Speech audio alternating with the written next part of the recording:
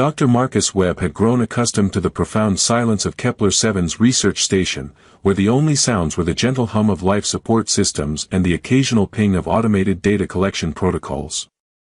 6 months of solitary xenobiological research had created a routine that bordered on monastic: work, meals, sleep, repeat, punctuated only by weekly status reports transmitted back to Earth. The arrival of Princess Kiralin of the Zephyrian Empire shattered that routine like a meteor through glass. She materialized in his laboratory without warning, transported by diplomatic shuttle that had bypassed standard arrival protocols. Her iridescent blue skin caught the station's artificial lighting in patterns that seemed to shift with her movements, while the elaborate silver markings along her arms and throat indicated royal bloodline of the highest order. Even in civilian clothing rather than ceremonial regalia, she carried herself with the kind of presence that made gravity itself seem negotiable.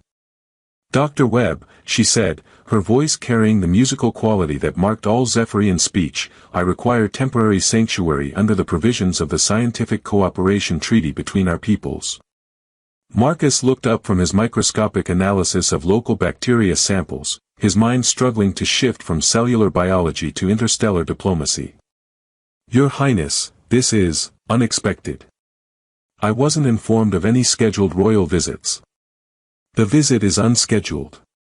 Political complications require discreet accommodation while diplomatic channels resolve certain difficulties." The careful phrasing told Marcus everything he needed to know about how little he was being told. "Of course, Your Highness. The station has guest quarters that should meet your needs. I appreciate your discretion, Dr. Webb. The nature of my presence here must remain confidential until the situation resolves." Marcus showed her to the guest accommodation module, noting how her eyes tracked every detail of the station's layout, the location of emergency systems, potential escape routes, and defensive positions. Her movement suggested someone for whom spatial awareness was a survival skill rather than casual observation. "The quarters include private facilities, communication access, and environmental controls," he explained. "I'll make sure you're not disturbed." "Thank you." Princess Kiralin inspected the guest quarters with the methodical attention of someone conducting a security assessment rather than evaluating comfort amenities. "Dr. Webb, how many other personnel are currently stationed here?" "Just me, Your Highness. My research partner was recalled to Earth 3 months ago." Something in her posture shifted. Not quite relief, but a subtle reduction in tension that suggested isolation was preferable to populated environments for whatever had brought her here. "I see. That simplifies certain considerations." Marcus left her to settle in, returning to his research with the strange sense that his quiet scientific sanctuary had just become something far more complicated. The Zephyrians were allies of humanity, but Princess Kiralin was heir to one of the galaxy's most powerful thrones. Whatever political complications had driven her to seek refuge on a remote research station were undoubtedly significant enough to have interstellar implications. His speculation was interrupted around midnight when motion sensors detected movement in the corridor outside his personal quarters. Marcus activated his room's security display, expecting to see Princess Kiralin heading to the station's common areas or perhaps exploring the facility's research sections. Instead, she stood directly outside his door. Marcus waited, thinking she might be looking for something or preparing to knock. But she remained motionless, her posture suggesting patient observation rather than intention to enter or request assistance. After 10 minutes of watching her stand silently in the corridor, Marcus decided that diplomatic protocol probably required him to check if she needed anything. "Your Highness," he said, opening his door to find her positioned like a sentinel. "Is everything all right?" Princess Kiralin turned toward him with movements that were somehow both graceful and ready for instant combat. Up close, he could see that her iridescent skin showed subtle stress patterns, and her silver markings had darkened to colors that suggested sustained alertness. "Dr. Webb. I apologize for the disturbance." "No disturbance. I was just concerned. You've been standing here for a while." "Yes. Is there something you need? Problems with the guest quarters?"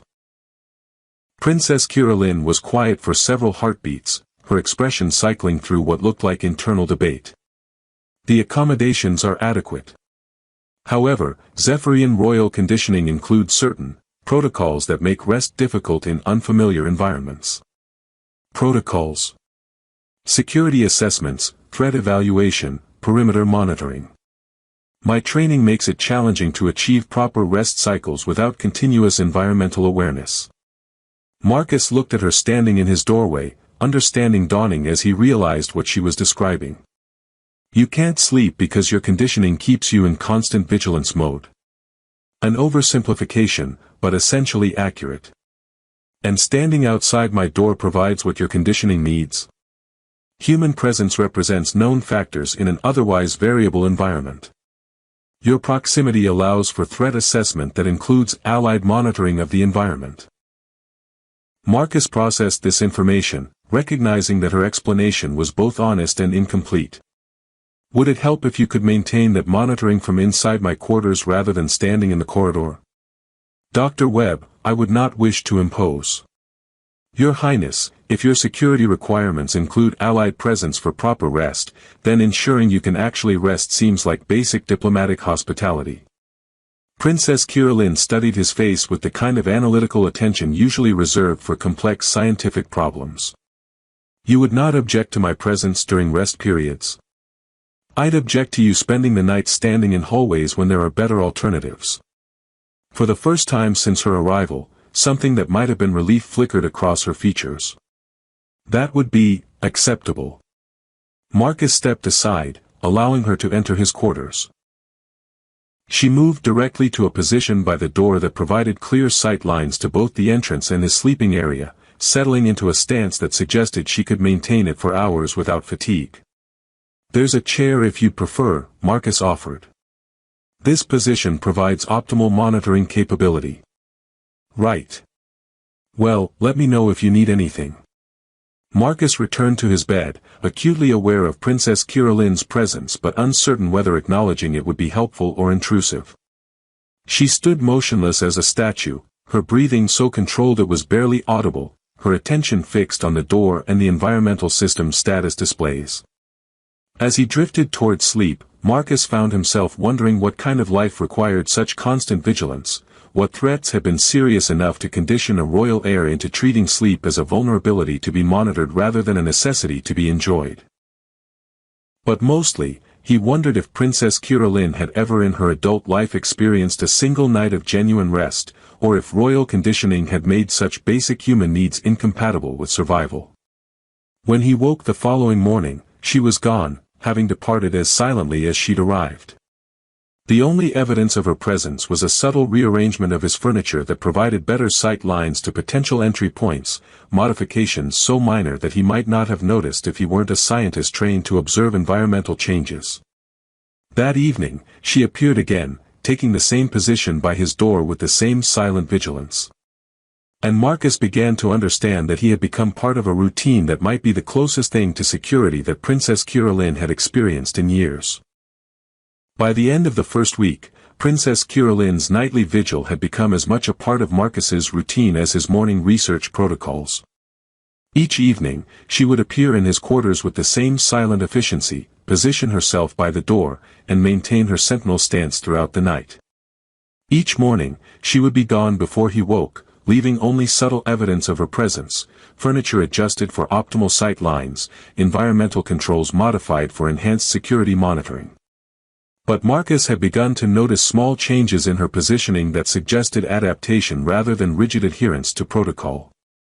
On the second night, she had moved from directly beside the door to a position near his desk that still provided security monitoring but allowed her to observe his sleeping patterns without maintaining the hypervigilance of someone expecting immediate threats. On the third night, she had settled into the chair he'd offered, though her posture remained alert and her attention fixed on potential entry points. By the fourth night, she had begun to acknowledge his presence with brief nods when he spoke to her, though her responses remained minimal and professional. Your Highness, Marcus said on the fifth evening as she took her customary position, I've been reading about Zephyrian sleep requirements. Would it be helpful if I adjusted the environmental controls to match your species' optimal rest conditions? Princess Kiralyn turned toward him with the sharp attention that marked all her interactions. You have been researching Zephyrian physiology. Sleep cycles, environmental preferences, security protocols. I figured if we're going to be sharing space, I should understand what you actually need rather than just guessing. That is, considerate. Most beings assume that accommodation means providing basic life support rather than optimal conditions. Most beings haven't had a houseguest whose well-being could affect interstellar relations. For the first time, Princess Kiralyn's expression shifted towards something that might have been amusement. Dr. Webb, you overestimate my political significance. Do I? Because someone important enough to flee to a remote research station for sanctuary probably carries enough political weight to make her comfort a matter of diplomatic interest. Perhaps. She studied his environmental control modifications with obvious interest. The atmospheric adjustments would be helpful. Zephyrian physiology responds better to slightly lower humidity and enhanced oxygen content. Done. What about lighting? I read that your people prefer broader spectrum illumination during rest periods. You read extensively. I'm a scientist. When I encounter something I don't understand, I research it until I do. Princess Kiralyn was quiet for several minutes, her bioluminescent markings shifting to colors that Marcus was beginning to recognize as thoughtfulness rather than stress. Dr. Webb, may I ask why you are investing effort in accommodating my presence rather than simply tolerating it? Marcus considered the question while making the lighting adjustments she'd indicated would be helpful. Honestly? Because watching you stand guard every night for a week has made me realize that your conditioning has turned basic rest into a security operation. That doesn't seem sustainable long-term. Sustainability is less important than survival. Is it? Because if you can't actually rest, your decision-making capabilities, physical coordination, and threat assessment abilities will all degrade over time. That makes you less secure, not more. The observation seemed to surprise her. You speak as if you have experience with security protocols. I speak as someone who spent 6 months in isolation learning to balance necessary vigilance with actual rest. Even in a safe environment, paranoia can become its own threat to well-being. Princess Kiralyn moved to the chair Marcus had positioned for optimal sight lines, settling into it with less rigidity than he'd seen from her before. You equate royal security conditioning with paranoia. I equate any conditioning that prevents rest with counterproductive stress management. Your training obviously serves important purposes, but maybe it needs adjustment for environments where the threat level is actually minimal. Threat levels are never minimal for members of the royal family. Even here. On a research station light years from the nearest population center, with one scientist who's more interested in bacterial samples than political assassination. Princess Kiralyn studied his face as if evaluating the sincerity of his question. Dr. Webb, in the past 3 years, there have been 8 documented attempts on my life. Poison in ceremonial wine, explosive devices in transport vehicles, assassination attempts by individuals posing as servants, diplomatic staff, and medical personnel. Marcus felt something cold settle in his stomach as he realized the level of genuine threat that had shaped her conditioning. 8 attempts. That's not paranoia, that's survival learning. Precisely. My conditioning exists because trust in the wrong person or situation has consequences that extend far beyond personal injury. But your conditioning also exists because you've been living in environments where those threats were real and immediate. This isn't the royal palace or a diplomatic conference. This is a research station where the most dangerous thing is probably bacterial contamination if I don't follow proper laboratory protocols. You suggest that my security requirements should vary based on environmental assessment. I suggest that maybe there's a difference between maintaining appropriate caution and maintaining constant hypervigilance. One allows for actual rest, the other just wears you down until you're too exhausted to respond effectively to real threats. Princess Kiralyn was quiet for a long time, her attention moving between Marcus and the environmental monitoring displays that showed the station's peaceful status. When she finally spoke, her voice carried notes of something that might have been hope mixed with uncertainty. Dr. Webb, what would you consider appropriate caution for this environment? Basic monitoring of entry points, awareness of station system status, and positioning that allows for quick response if something actually changes. But not the kind of full alert vigilance that prevents rest cycles. And you believe this station qualifies as a reduced threat environment? I believe this station qualifies as the safest place you're likely to find in known space. No other personnel, no political observers, no diplomatic complications, and enough advance warning of any approaching vessels to implement whatever security measures you think necessary. Marcus moved to his data terminal, calling up the station's sensor readings. Look, comprehensive monitoring of all space within 6 light hours, automated alerts for any approaching signatures, sealed environmental systems that would detect atmospheric contamination, and communication arrays that could summon help from 3 different military installations. Princess Kiralyn studied the displays with obvious interest, her expression showing the kind of analytical focus she'd been applying to his quarter's security features. The monitoring capabilities are extensive. They have to be. Xenobiological research requires constant environmental assessment to prevent contamination or dangerous organism exposure. This place is designed to detect threats long before they become immediate problems. And you trust these systems to provide adequate warning? I trust these systems to give us enough advance notice that we could evacuate to the nearest military base before any potential threat could reach the station. Princess Kiralyn settled back in her chair, her posture relaxing in increments as she processed the information he provided. Dr. Webb, you present a compelling case for environmental threat assessment. I present a compelling case for getting some actual sleep instead of standing guard against threats that have 6 hours travel time before they could reach us. For the first time since her arrival, Princess Kiralyn smiled, a genuine expression that transformed her entire face from regal composure to something warmly human despite her alien heritage. Very well. I will experiment with reduced vigilance protocols while maintaining appropriate monitoring of station systems. That night, she positioned herself in the chair Marcus had prepared, but instead of maintaining constant alertness, she allowed herself to rest with her attention focused on the automated monitoring systems rather than manual observation of every environmental detail. For the first time in a week, Marcus fell asleep to the sound of someone else actually resting rather than standing guard. And when he woke in the morning, Princess Kiralyn was still there, not gone before dawn as she had been previously, but sleeping peacefully in the chair with her iridescent skin showing the soft patterns that marked genuine rest rather than vigilant consciousness. Marcus quietly prepared his morning routine, careful not to disturb what appeared to be the first real sleep Princess Kiralyn had experienced since her arrival. When she woke an hour later, her first words were, "The reduced vigilance protocols appear to be effective." "Good," Marcus said simply. "Ready for some coffee and a briefing on today's research schedule?" And for the first time since her arrival, Princess Kiralyn looked like someone who might actually be ready for a normal day rather than an extended siege. 2 weeks into Princess Kiralyn's stay, Marcus realized that their arrangement had evolved far beyond temporary sanctuary into something resembling genuine partnership. She had begun participating in his research activities during the day, offering insights into Zephyrian perspectives on xenobiology that added valuable dimensions to his analysis. Her intelligence was remarkable, but more importantly, her curiosity seemed to flourish in the safe environment they had created together.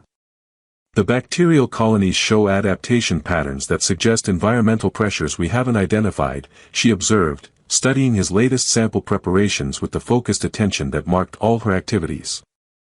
"What kind of pressures?" Marcus asked, noting how her academic interest had gradually replaced the hypervigilance that had characterized her early days on the station.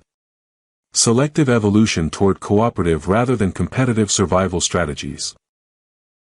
In Zephyrian ecosystems, such patterns typically indicate the presence of external threats that require collective response rather than individual dominance. Marcus looked at his data with fresh perspective, recognizing patterns he'd been interpreting as random variation. "You're suggesting these organisms are adapting to work together because something in their environment makes isolation dangerous?" "I am suggesting that cooperation often emerges as a survival strategy when individual strength is insufficient to address environmental challenges." The observation carried weight beyond bacterial biology, and Marcus wondered if Princess Curalin was speaking about more than scientific specimens. Over their weeks together, he'd learned fragments of the political situation that had driven her to seek sanctuary, a succession crisis that positioned her as both heir to the throne and target for elimination by those who preferred more manipulable alternatives. "Princess," he said carefully, "can you tell me more about the complications that brought you here? It might help me understand what kind of timeline we're working with." She was quiet for several minutes, her attention apparently focused on adjusting the microscope settings, but Marcus could see the tension that still accompanied any discussion of her political situation. "There is a faction within the Zephyrian nobility that believes my eventual ascension to the throne would be problematic for their interests," she said finally. "They have been working to eliminate me while making it appear accidental or the result of external threats. Hence the 8 assassination attempts. Hence the need for sanctuary while diplomatic channels determine whether the faction can be contained through legal means or requires more direct intervention."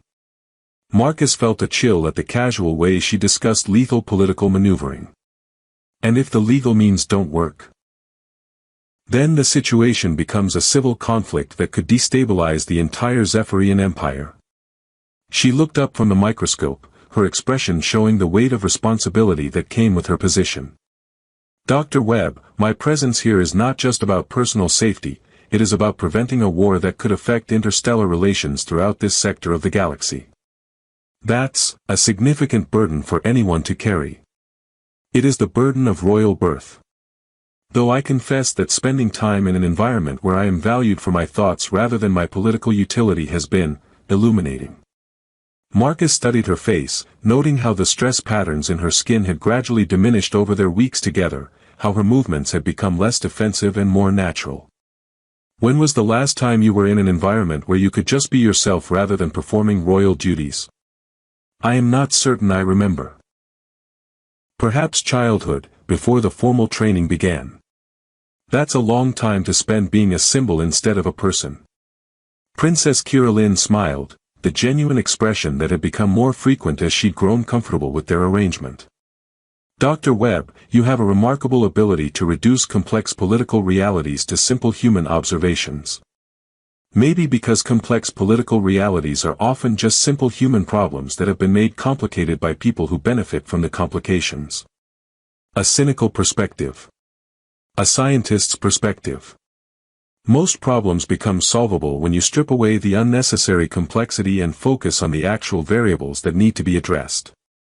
That evening, as Princess Curalin settled into what had become her customary resting position, now a comfortable arrangement of cushions and monitoring equipment that allowed for genuine sleep while maintaining security awareness, she brought up a subject that had been implicit in their conversations but never directly addressed. "Dr. Webb, I have been thinking about our bacterial cooperation hypothesis." "What about it?" "You suggested that cooperation emerges when individual strength is insufficient to address environmental challenges. I wonder if the same principle applies to other situations." Marcus looked at her, understanding that they were no longer discussing bacterial colonies. "Other situations like isolated individuals who discover that shared resources provide better security than individual vigilance." "Are you talking about our arrangement here?" "I am talking about the recognition that what I initially viewed as temporary necessity has become something more valuable than I anticipated." Marcus felt his heart rate increase as he recognized the personal dimension of what she was describing. "More valuable how?" "You have provided me with something I did not realize I needed. An environment where rest is possible, where intellectual curiosity is valued, where I can exist as Curalin rather than Princess Curalin. And you've provided me with something I didn't realize I was missing, companionship that goes beyond professional collaboration. Your presence has made this place feel less like exile and more like home." Princess Curalin's iridescent skin showed the soft blue patterns that Marcus had learned indicated contentment mixed with something deeper. "Dr. Webb, when my political situation resolves, I will be required to return to the capital and resume my royal duties." "I understand. Do you?" Because I find myself reluctant to return to an environment where security requires constant vigilance and where personal connections are evaluated primarily for their political utility. Marcus felt something settle in his chest. A recognition that their weeks together had created exactly the kind of connection that made separation difficult to contemplate. What are you saying? I am saying that our arrangement has demonstrated the value of cooperative survival strategies over individual isolation.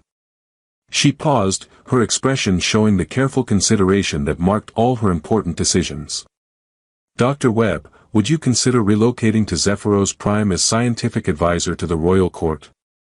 The offer hit Marcus like a physical impact. You're asking me to come with you? I am asking if you would be interested in continuing our partnership in a different environment. Your xenobiological expertise would be valuable to the Empire, and your presence would provide the security factors that allow me to function effectively in high-stress political situations. You mean you sleep better when I'm around? I mean I think better, rest better, and function better when you are present.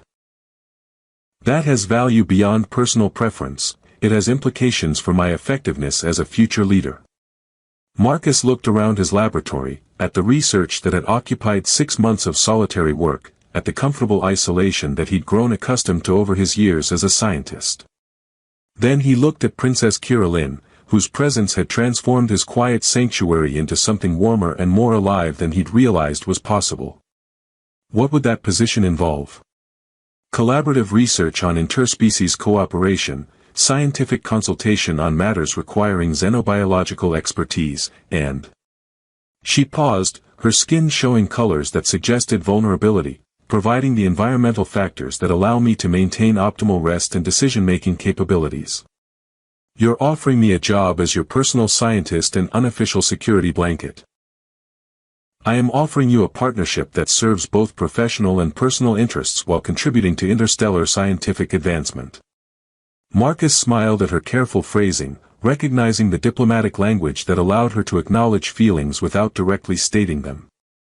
Princess, are you asking me to come with you because you need a xenobiologist, or because you don't want to go back to sleeping alone?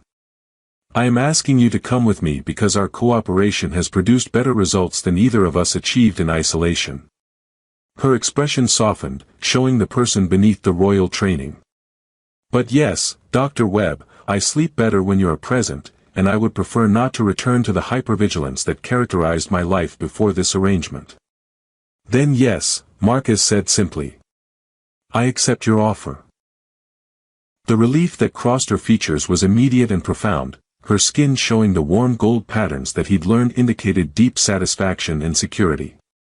Thank you, she said quietly. I was not certain you would be willing to leave your research for what amounts to a significant lifestyle change. I'm not leaving my research, I'm expanding it to include the most fascinating subject I've ever encountered. Zephyrian physiology. The psychology of interspecies cooperation and the environmental factors that allow different forms of intelligence to work together effectively. Princess Kiralyn laughed, the first completely unguarded expression he'd heard from her since her arrival. Dr. Webb, you are suggesting that our relationship has become a research project? I'm suggesting that our relationship has become proof that some problems are better solved through partnership than individual effort. As they settled into their evening routine, she arranging her monitoring equipment while he prepared for sleep, Marcus reflected on how dramatically his life was about to change. 6 months ago, he'd been a solitary scientist content with bacterial samples and automated data collection. Now he was preparing to relocate to an alien capital as advisor to future royalty. But watching Princess Kiralyn settle into genuinely restful sleep for the first time in possibly years, Marcus understood that some discoveries were more important than professional stability. Sometimes the most valuable research involved learning that cooperation could create forms of security that no amount of individual vigilance could provide. And sometimes the most important sanctuary wasn't a place but a person who made rest possible in a galaxy full of threats. 6 months later, Dr. Marcus Webb stood in his new laboratory within the Crystal Palace on Zephyros Prime, watching Princess Kiralyn review diplomatic correspondence while simultaneously monitoring his analysis of interspecies cooperation patterns. The transition from remote research station to royal court had been smoother than either of them had anticipated, partly because their partnership had proven as valuable professionally as it was personally. The Centaurian delegation is requesting mediation for their territorial dispute with the Aldebaran Collective, she said, highlighting a priority message among her diplomatic communications. Both sides claim exclusive rights to the same mineral-rich asteroid field. Standard resource conflict, Marcus observed, not looking up from his xenobiological samples. But the underlying issue is probably fear that sharing resources would compromise security or economic advantage. Your assessment? Same as always. Cooperation produces better long-term results than competition, but both sides need to understand the specific benefits before they'll risk trusting each other. Princess Kiralyn had become Queen Kiralyn 3 months earlier when the succession crisis was resolved through diplomatic channels that managed to avoid the civil war everyone had feared. The political faction that had opposed her ascension had been neutralized through evidence of their assassination attempts, and her reign had begun with unprecedented stability partly because she was well-rested enough to make clear decisions under pressure. The mediation request specifically asks for someone with expertise in interspecies cooperation dynamics, she continued, and mentions our recent publication on environmental factors in diplomatic success.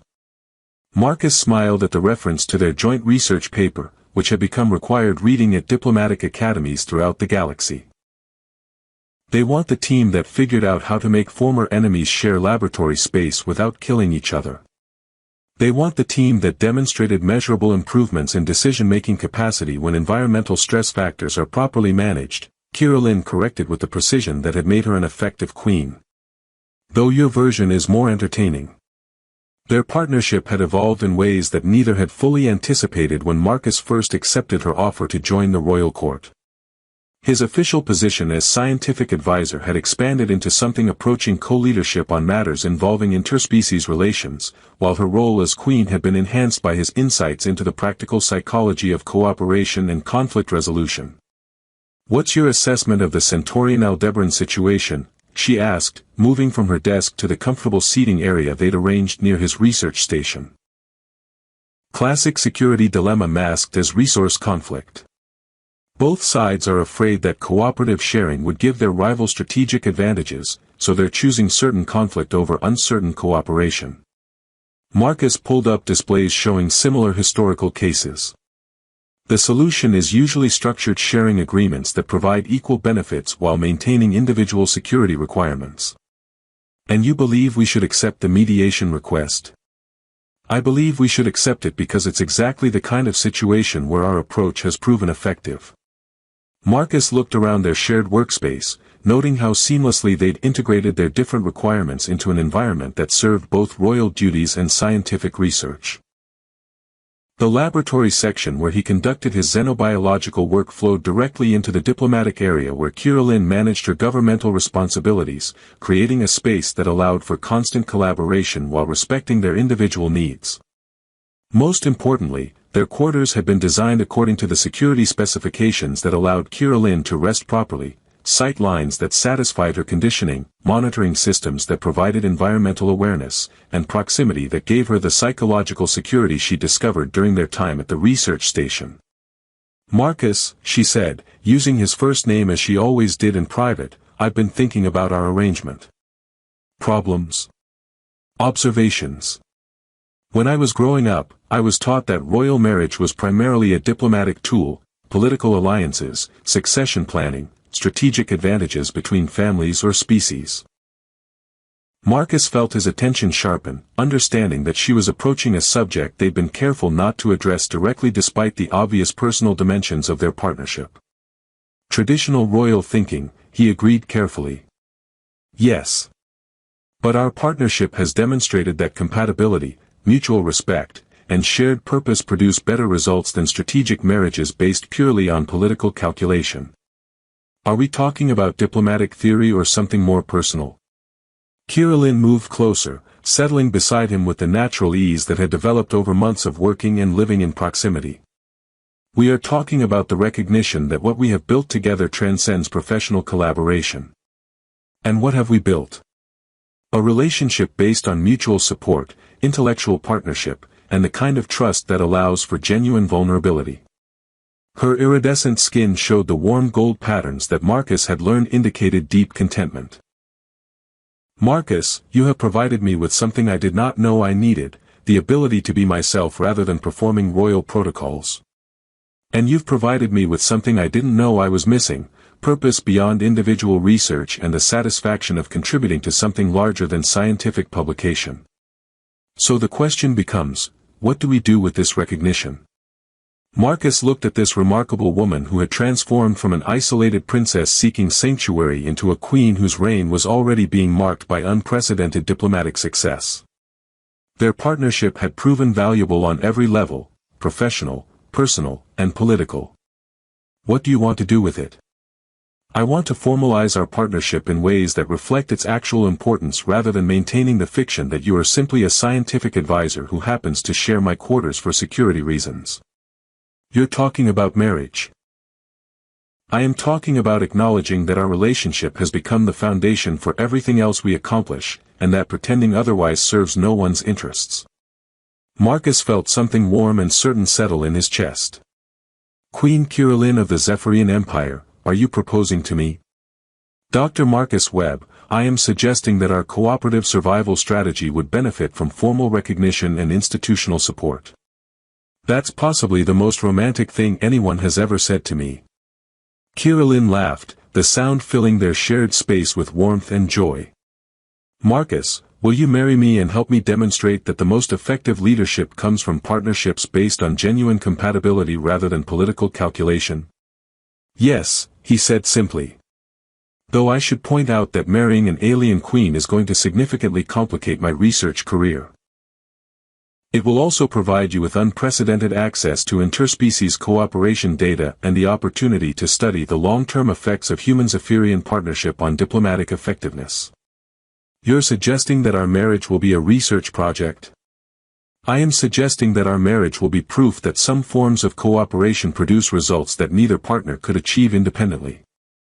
As they settled into their evening routine, she arranging her monitoring systems while he reviewed the day's research data, Marcus reflected on the journey that had brought them from that first night when she'd stood guard by his door to this moment of planning a future together. "Kirillin," he said as she settled into the comfortable arrangement they developed for shared rest, "do you ever regret coming to the research station? Choosing sanctuary over whatever alternatives you had?" "Never. Though I sometimes wonder what would have happened if you had been less accommodating of my security requirements. You would have spent the night standing in corridors until exhaustion made you vulnerable to exactly the threats your conditioning was designed to prevent. And you would have remained a solitary scientist convinced that isolation was preferable to the complications of companionship. Instead, we both discovered that some complications are worth embracing." Kirillin settled into sleep with the easy confidence of someone who had learned to trust her environment completely, her presence providing Marcus with the same sense of security and completion that he apparently provided for her. 2 years later, their state wedding was attended by representatives from dozens of species, serving as both diplomatic celebration and proof that cooperation across difference could create possibilities that neither side could imagine alone. But Marcus's favorite memory wasn't the ceremony itself, it was the night before, when they'd settled into their familiar evening routine in quarters designed around their specific compatibility requirements, and Kirillin had observed that she'd never imagined feeling this secure without maintaining constant vigilance. "You know," she'd said, "I think I finally understand what rest actually means." "What's that?" "Trust so complete that you don't need to stay awake to maintain it." As they continued their work mediating interspecies conflicts and studying the environmental factors that made cooperation possible, their relationship became a model for other partnerships throughout the galaxy, proof that the most effective alliances were built not on strategic calculation but on genuine compatibility and mutual respect. And every night, as Queen Kirillin settled into genuinely restful sleep beside the human scientist who had become her partner in every sense that mattered, both of them understood that sometimes the most important discoveries couldn't be found in laboratories or diplomatic archives. Sometimes the most valuable research involved learning that home wasn't a place but a person who made rest possible in a galaxy that rarely offered true sanctuary. Their quarters might have been designed around security protocols and environmental requirements, but what made them perfect was the simple recognition that some forms of cooperation created possibilities that transcended every boundary except the artificial ones maintained by those who had never experienced the profound security that came from being truly known and genuinely valued by another person, even if that person happened to be from an entirely different world.